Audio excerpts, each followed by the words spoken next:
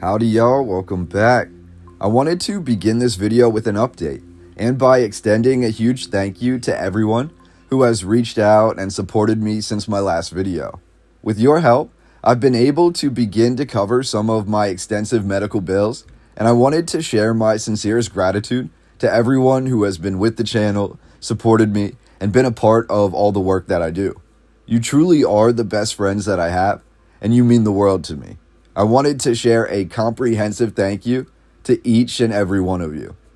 By this point, if you are familiar with my channel, you know I wouldn't want to make a video for you without any old world substance. So today, I will take a step back into my journey to Charleston, the same journey which left me bedridden, to try to decipher one of the most interesting aspects of the American South, the undocumented plantations, which then formed the basis for the South's greatest cities. I will begin in a location formerly known as Chicora Park, which was once the largest urban planning project in South Carolina. One of the most complex aspects of trying to decipher the plantation history in Charleston is the sheer magnitude of conflicting reports. First, let's establish what a plantation is. By definition, a plantation is a farm that specializes in cash crops, usually focusing on one main crop. Until roughly 1850, any farm in the American South was generally referred to as a plantation, while any farm in the American North, or above the Mason-Dixon line, was generally referred to by the simple moniker of farm. We're told the term plantation actually arises in British North America around the year 1610, and originally referred to the first colonists to land foot on the heart of Newfoundland in Canada. These colonists were referred to officially as planters, arriving to America to establish massive fishing houses which became known as fishing plantations. The term plantation then persisted well into the 20th century. However, the concept of a plantation can be traced back to the Romans and possibly even earlier. These mighty conquerors of the Old World, according to the narrative, established many latifundiums, which in Latin means spacious estates. These plantations in Rome, however, were said to be based off earlier, similar agricultural communities that were centered on slavery. They were founded in Greece, both on the mainland and massive plantations on the island of Sicily, as well as in Egypt, and along most of the Barbary coast of northern Africa, and large-scale plantations along the southern coastline of what is today Spain.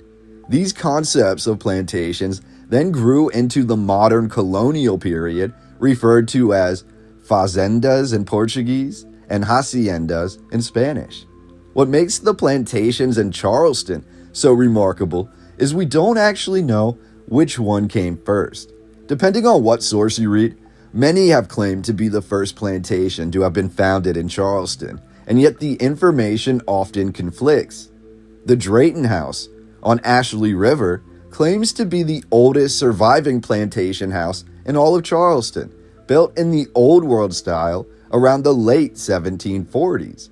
And while that Drayton House is significantly aged, we're told the Drayton family actually founded the Magnolia Plantation and Gardens, which I've made a video previously on the exquisite Magnolia Cemetery that now sits on the property. But the Magnolia Plantation was said to have been founded the whole way back in 1679 by the Draytons, who had just arrived at Charleston from Barbados at that time. Most historians seem to focus on the Magnolia Plantation as the first significant plantation in Charleston, and yet, according to the official website documenting South Carolina's plantations, we're told the Retreat, or simply Retreat Plantation, which many centuries later would be reshaped into Chicora Park, was actually established in Charleston as far back as the year 1672, predating the Magnolia by roughly 7 years. The history of the Retreat Plantation is somewhat well established, albeit almost nothing of the original farm remains today. In 1672, Thomas Hurt received a warrant, followed by 2 subsequent land grants, which awarded him 498 acres in what is today North Charleston, along the west bank of the Cooper River. Having owned the land for only 3 years, we're told Thomas Hurt then divided his land in 1675, selling the smaller portion to Thomas Stanyarn and the larger section to Edmund Gibbon. Gibbon then owned the plantation for roughly 10 years before passing away in 1685, leaving this massive tract of land to his brother, Francis Gibbon. Francis then proceeded to sell the land to William Howitt in 1693. The history then goes somewhat dormant until 1721, when it is written that the Retreat Plantation had passed into the ownership of Arthur and Mary Foster, who continued running the plantation until roughly 1740. Around this time, the Retreat farm was sold to surveyor James Wright, who was able to increase the size of the Retreat Plantation to well over 500 acres, even larger than the original plantation from 1672. Wright then conveyed the land to Samuel Brailsford in 1758, who in return sold the land to Henry Middleton in 1763. Middleton, a famed businessman, not only added a few more acres to the Retreat Plantation, increasing its size to roughly 520 acres of land, but he then sold the plantation to Sir Edgerton Lee, the official powder receiver for the entire colony. Lee then constructed the oldest still standing piece of architecture on this land, known colloquially as the Dead House. For centuries, Charleston residents believed this masonry structure was the top to an intricate mausoleum that was believed to extend deep underground. While the exact nature of the structure is still up for debate due to significant deterioration over the centuries, today it is theorized that the Dead House was, in fact, a powder magazine built in 1765. We're told that Sir Edgerton Lee also is credited with founding the first significant mansion on the Retreat Plantation property, a large brick masterpiece said to have been built alongside the Dead House in 1765. Now tell me if you've heard a similar story to this before.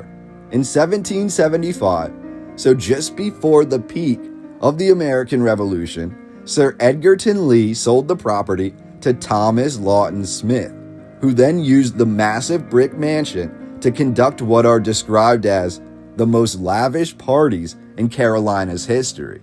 Yet, after less than 2 years of owning the Retreat Plantation, the brick castle of a home was said to have miraculously caught fire during one of these upscale events and then burnt completely to the ground.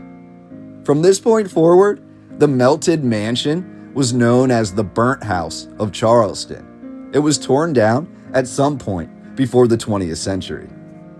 It wasn't until the year 1778 that we have the first documentation of this plantation being referred to exclusively as the Retreat. And I find that very interesting, as that moniker appears only after the great brick building used for lavish getaways was burnt down. What a coincidence. Samuel Prialu owned the Retreat then from 1778 through roughly 1795, and he was said to have greatly developed the architecture and further explored this forested landscape. The plantation was then purchased by Edward Hare in 1795, who quickly flipped the property to James Strahan and James Mackenzie, yet the overall parcel of land had somehow decreased in size to less than 400 acres by the time of this 1796 sale. In 1798, an unrelated Lee to earlier owners by the name of James Lee purchased what remained of the Retreat Plantation and further divided and sold the land. The majority of the land was then sold to one Charles Wilson Glover, whose 263 acres of the Retreat Plantation was renamed Happy's Retreat. The historic Retreat Plantation then remained relatively untouched for over 50 of the most tumultuous years in American history, only being sold again in 1851 to merchant and plantation developer Andrew Turnbull. Turnbull then built his own massive mansion on the property, which he was said to have lived at for many years. Mysteriously, at some point before the year 1895, Turnbull's ownership of the Retreat Plantation passed to one William Chisholm, as in the year 1895, it was from William Chisholm that the city of Charleston purchased most of the former Retreat Plantation, demolishing the buildings contained within and developing the land into Chicora Park, at the time the largest park in Charleston's history. However, this history doesn't stop there, not even close. The 1895 purchase by the Charleston Board of Park Commissioners of 600 acres of land of the former Retreat Plantation to develop Chicora Park was a rapid transition from the old world spectacle of North Charleston to an area where the true history was largely covered over. In less than 1 year's time, famed landscape architects and brothers Francis Law Olmsted and James Olmsted had been brought in to completely reshape, revitalize, and redevelop this landscape. It was an ambitious project with saltwater lagoons, a full-size zoo, and a cornucopia of landscape gardens. Furthermore, electric trolleys and passenger rail lines were developed to directly access Chicora Park and most of the plantation, and the even earlier indigenous history was removed. If you're familiar with sports like golf and the similarities between indigenous earthworks and the early golf courses, it comes as no surprise that in 1899, most of the undeveloped land of the former retreat was renovated to become a massive golf course. Chicora Park was Charleston's first urban planning effort, as well as its first substantial experience with professional landscape architects. It was Charleston's first foray into letting the powers that be reshape the history. And it didn't just stop with Chicora Park. Further adding fuel to our questioning of this narrative, we're told in the year 1900, when Chicora Park was less than 5 years old, the United States federal government was surveying the American South, looking for an ideal location to develop one of the country's largest naval yards. The city of Charleston successfully lobbied the federal government to essentially destroy Chicora Park to found South Carolina's largest naval yard on that exact location. On August 12, 1901, the Navy took possession of this property. The city conveyed the 760 acres of marshland to the south to the Navy for only $1, and the destiny of Chicora Park was forever changed on April 8, 1902, when President Theodore Roosevelt visited Charleston and stated that Charleston was, in fact, the ideal location for the South's newest and most comprehensive naval base. Construction began shortly thereafter. Over the next decade, the United States Navy took possession of over 1,575 acres along the west bank of the Cooper River, consuming all of Chicora Park and the entirety of the former Retreat Plantation through its expansion. Originally, this was designated as the Charleston Navy Yard, and later it was known as the Charleston Naval Base. And this epic construction had a large impact upon the local community, the Tri-County area, and the entire state of South Carolina.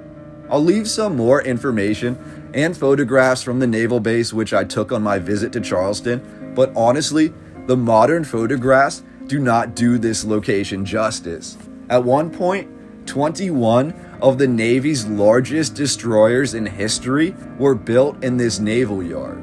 Peak employment of 25,948 was reached in July of 1943 at the height of World War II, and after the war, nearly all captured German submarines were sent to Charleston to be altered and repaired for American use. The Charleston Naval Yard was also responsible for retrofitting submarines with nuclear capabilities, a task the Charleston Naval Yard continued through the end of the Cold War. The Charleston Naval Yard once consisted of at least 5 massive dry docks, as well as at least 3 large slipways, all of which were at least 350 feet long, with the largest reaching over 750 feet in length, used to construct and modify some of the largest ships in American history. At one point, the Charleston Naval Yard was the largest employer in all of South Carolina, and the Naval Yard was said to have greatly impacted the economy of Charleston, completely revitalizing the city into one of the utmost importance. Both strategically and economically, Charleston became a key to the South. From its indigenous trails, which led the way to the earliest of plantations founded in the 1670s, Charleston has always been a city that was filled with mystery. With the rise of the Retreat Plantation in 1672, through the numerous historical narratives, all of the owners, the questionable actions which occurred on this land, we can see how the history has always been presented to us with a grain of salt. For nearly a century, the Retreat Plantation was almost entirely unknown to the public, with the information we have today only established from private records and bills of sale.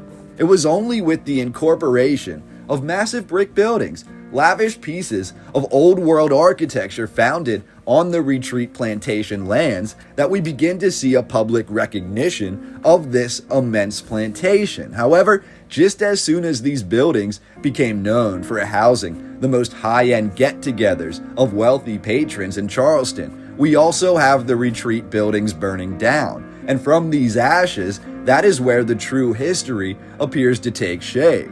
The landscape changes hands multiple times, being labeled as a powder magazine stronghold at one point for the powder magazine connoisseur of Charleston. And yet, even more mystery arises with the multitude of buildings that were said to have been lost from the time the retreat was founded through the time this landscape was purchased by the city of Charleston in 1895. And furthermore, what remained in 1895 was quickly covered over, modified, erased, and rebuilt as Chicora Park, an ingeniously designed park which not only had electricity, but also had a full-fledged zoological society. And yet, Chicora Park was also forcibly short-lived, standing for only roughly 5 years before being taken over by the federal government to be dismantled and turned into the Charleston Naval Yard. This is the history of many of the greatest cities in America, a convoluted yet fully immersive tale of a constantly changing landscape where the original ideas, structures, earthworks, etc. have all but been forgotten through the sands of time and the fog of war. If you'd like to support me or support the channel more directly, if you want to help out with the substantial medical bills that I'm facing right now, or you just enjoy the content that I put out, all the old world photographs, diving deep into the history, if you'd like to support the channel at all, there's a link in my YouTube profile, and you can reach out to me more directly there as well. I thank you all so much for being here. Every like, every subscriber to the channel, every bit of information that you share in the comment section of these videos, it helps to teach others. It helps others to learn about different aspects of history, or maybe just to see things from a different perspective. So I thank you so much for allowing me to share my findings with you, to share the old world photographs I find with you, to share a little bit of my theory and opinion, and to tie that together with the current narrative history, because we're always looking to peel back the veil, to lift the proverbial rug and see what is hidden underneath. So that is what we look to do on my channel, and I just thank you so much for being part of it with me. I can't wait to talk to you all on the next video. I will continue to try to make these videos better for you, because everything you've done for me, I want to give it back to you tenfold. And the best way to do that is to find relevant information, incredible photographs, and to get my boots on the ground to show you what these places look like in person today. So Thank you so much for being here, and we will talk again on the next video.